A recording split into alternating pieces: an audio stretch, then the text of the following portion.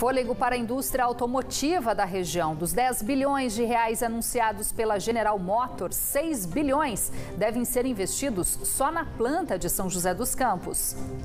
Perigo escondido embaixo do asfalto, cratera na Avenida Jux Teves, abre discussão sobre a situação das galerias subterrâneas em Taubaté. A cidade tem 18 quilômetros de córregos canalizados com obra de engenharia ultrapassada, segundo especialistas. Futuro incerto em São José dos Campos, moradores temem voltar para as casas interditadas pela Defesa Civil após imenso buraco engolir o asfalto no bairro Jardim Imperial. Imóveis estão cheios de rachaduras. Novo comandante da Polícia Militar no Vale do Paraíba defende a integração das polícias e do poder público para conter a criminalidade na região, uma das mais violentas do interior do estado. Ajuda ameaçada, missionários de instituições religiosas da nossa região estão isolados após a passagem de um ciclone que deixou mais de 180 mortos em Moçambique e Zimbábue, na África. Terça-feira, 19 de março. As notícias da região agora no Band Cidade, segunda edição.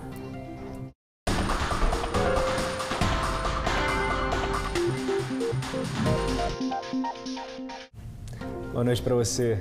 Olá, muito boa noite. A General Motors anunciou nesta terça-feira que pretende investir 10 bilhões de reais no estado de São Paulo nos próximos 4 anos. Desse total, 6 bilhões devem vir só para a planta de São José dos Campos, que não recebia investimentos há mais de 10 anos.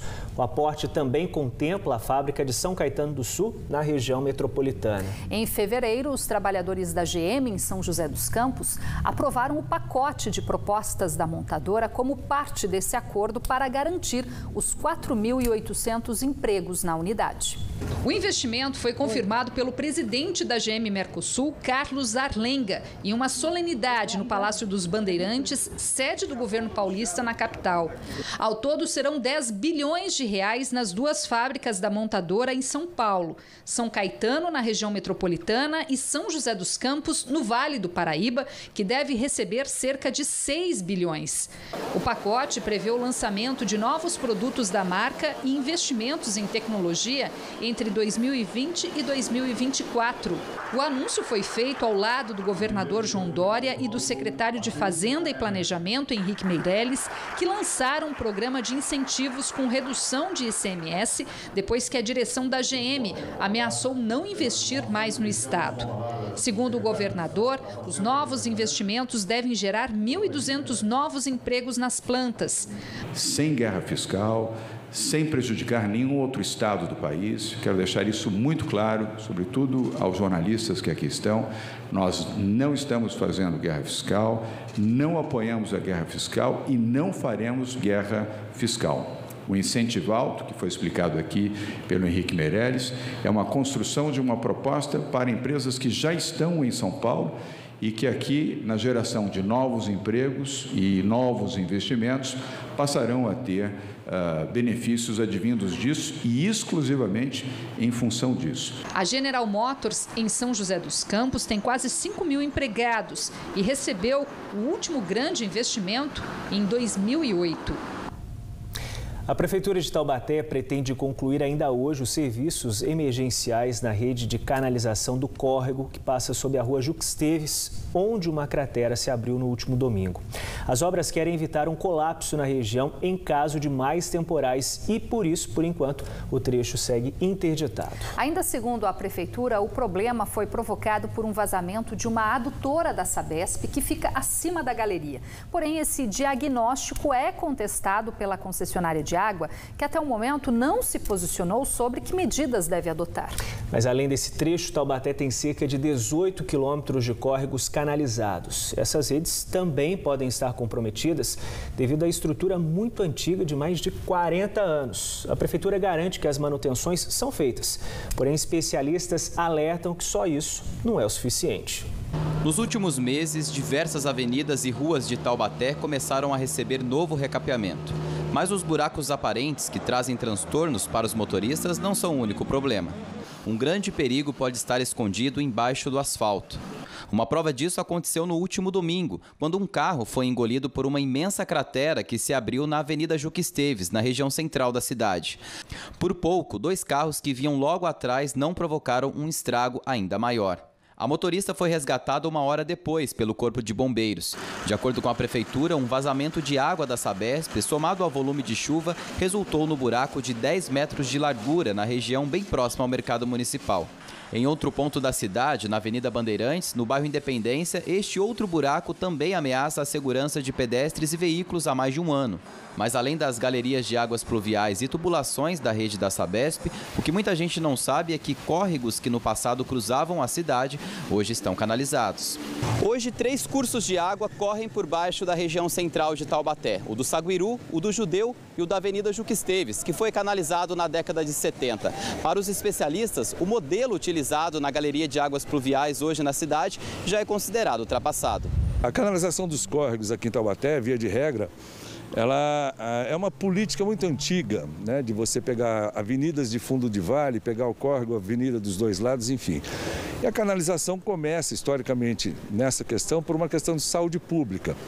Antigamente, todo o esgoto era jogado na rede também, né, dentro do córrego, que acabou virando um sistema de drenagem. Esse material utilizado é um material mais barato, né? Então, evidentemente, o fato de ser mais barato não quer dizer necessariamente que ele é o melhor. A análise do urbanista sobre o sistema de canalização de águas pluviais de Taubaté também virou livro.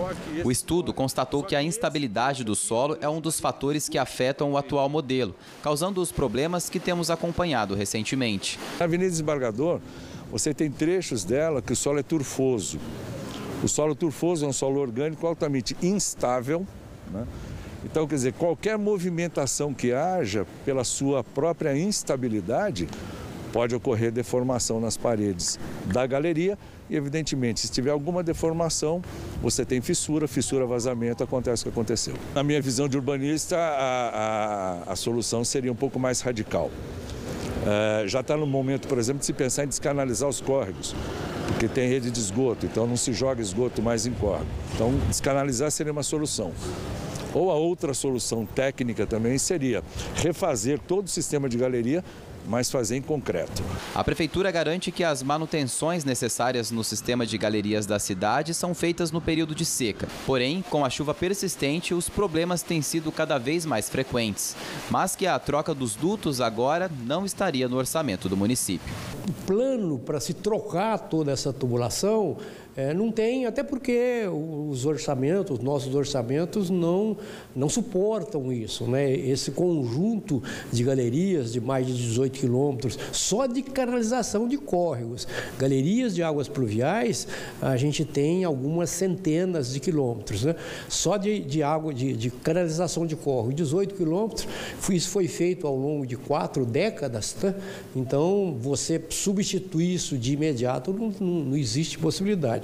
O que a gente tem feito é, quando a gente detecta qualquer deficiência em algum trecho de tubulação, a gente tem trocado essa tubulação, tirado essa estrutura metálica, né, e substituído elas por aduelas de concreto, né, que atualmente é um dos melhores materiais para utilizar.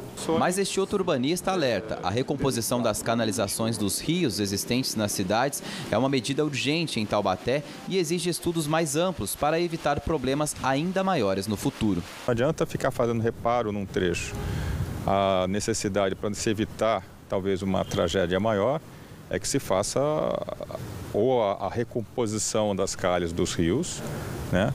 Ou a troca, e uma troca por uma dimensão bem melhor, né, bem maior do que a que existe atualmente. Tem que fazer um estudo constante, não basta fazer um cálculo de drenagem muito superficial. Nós temos uma cidade extremamente impermeabilizada e que cresceu com esse incentivo à impermeabilização.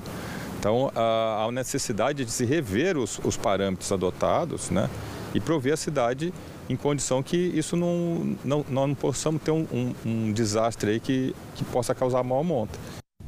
Desafio bem grande, né? E em São José dos Campos, o asfalto também esconde perigos. Na Vila São Pedro, um buraco aberto na Avenida Benedito Matarazzo, também por problemas na tubulação, tem incomodado bastante os moradores do bairro devido ao mau cheiro e à interdição parcial da via. Já no bairro Jardim Imperial, a prefeitura praticamente concluiu as obras de reparo de uma enorme cratera com cerca de 20 metros de profundidade, aberta desde o início do ano. Mas os moradores continuam enfrentando problemas por lá. 7 residências foram interditadas pela Defesa Civil. Os imóveis estão cheios de rachaduras e os proprietários temem voltar para casa com medo que a estrutura esteja comprometida. Na rua Felisbina de Souza Machado, no bairro Jardim Imperial, em São José dos Campos, a cratera gigante que se formou no início do ano já não existe mais. O trabalho para tampar o buraco começou há 2 semanas e deve ser concluído em breve. Mas a vida dos moradores das casas que foram interditadas pela Defesa Civil ainda está longe de voltar ao normal. A residência do Luciano e da Maria está com rachaduras em várias partes do piso. No muro, a impressão é que não falta muito para cair. O engenheiro vem a ver, analisar e ver. A minha casa não tem condições de morar do jeito que está. Abalou a estrutura, a laje trincou tudo dos lados, mexendo na estrutura da casa por causa da força do buraco, né? Então a gente fica inseguro. O problema, agravado pelas chuvas, começou em janeiro após o rompimento da rede de esgoto e a obstrução da galeria de águas pluviais. Uma grande cratera engoliu asfalto e resultou na interdição de 7 casas. As famílias foram retiradas e passaram a receber auxílio moradia do Executivo. Desde então, os trabalhos para a recuperação do local afetado continuam. A Prefeitura também deve iniciar aqui a construção de uma nova galeria de águas pluviais paralela à existente. Essa obra deve demorar no máximo 90 dias e os moradores não sabem como vai ficar a situação das residências durante esse período. Durando 90 dias para encerrar essa obra, né? Estão preocupados de fazer a galeria, a Sabesp está preocupada de fazer o seu rede de esgoto ali atrás. Estão executando o serviço, mas é a moradia. Sabe que ninguém, um fiscal da prefeitura, um engenheiro da prefeitura não tem coragem de entrar ali, dar uma olhadinha e ver a situação da gente. Eles vão ter que entrar na justiça para poder arrumar, para poder dar o início da reforma das casas. Em outro ponto da cidade, o surgimento de um buraco há 20 dias também tem tirado o sono dos moradores. O problema está na Vila São Pedro, na esquina da Avenida Deputado Benedito Matarazzo com a Rua Piauí. Segundo Carlos, só neste ano é a 3ª vez. Em fevereiro, o buraco voltou a aparecer no local, a prefeitura fechou, mas em menos de uma semana ficou desse jeito de novo. A última vez que a prefeitura veio arrumar, arrumou, tapou o buraco tudo certinho. Só que não passou a camada de asfalto. Aí o período da chuva veio e abriu tudo de novo o buraco. É um serviço mal feito da prefeitura, né? O que mais incomoda os vizinhos é o mau cheiro que sai de dentro dele. Além disso, o buraco gera transtornos no trânsito. O Carlos lembra que para sair da rua, o caminhão da coleta seletiva só consegue ir de ré. Além do transtorno, para o motorista, o caminhão da coleta de lixo passa aqui para recolher o lixo e não pode retornar, né? Ele tem que botar na marcha ré. Aí torna-se perigoso porque pode atropelar uma criança. Aí o estrago está feito, né? A casa da Ana Maria é a mais próxima do buraco e, como o problema sempre volta, o maior receio é que ele aumente e comprometa a residência. Eles não finalizam isso, já foi aberto, já tamparam, depois cedeu e agora fizeram um buraco maior e eu tenho medo mesmo, né? Que com a chuva a terra vai cedendo. Fora as crianças que brincam aqui de bicicleta, que elas podem cair ou qualquer outra pessoa, né? O descaso da prefeitura, né? Falta de respeito, porque acredito que todos os moradores aqui pagam imposto e não pode deixar a situação do jeito que está aqui, né? Vamos lá, nós procuramos a Prefeitura de São José dos Campos para falar sobre essa situação enfrentada pelos moradores. Sobre os trabalhos realizados no Jardim Imperial por telefone, a assessoria de imprensa informou que o contrato para a obra da nova galeria foi feito de forma emergencial. Em relação às vistorias das casas, o Executivo disse que a Defesa Civil deve voltar aos imóveis após a conclusão das obras. Sobre o problema que a gente mostrou na Vila São Pedro, a Prefeitura disse que uma equipe trabalha no local para conter a erosão.